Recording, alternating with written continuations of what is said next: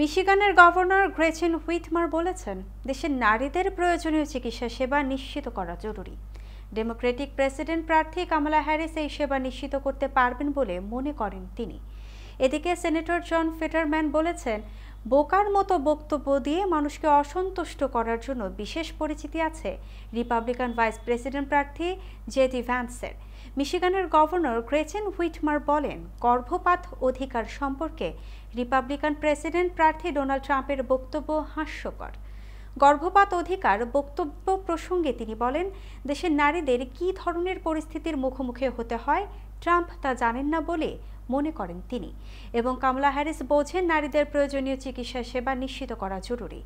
Harris নারীদের প্রয়োজনীয়তা বুঝলেও ট্রাম্প তা বুঝতে চায় না বলে মনে করেন তিনি। মিশিগানের মুসলমান ও ইহুদি কমিউনিটি যন্ত্রণার মধ্যে আছে উল্লেখ করে তিনি জানান, মিশিগানের আইন অনুসারে তাদের নিরাপত্তা ও সম্মান নিশ্চিত করতে চান তিনি।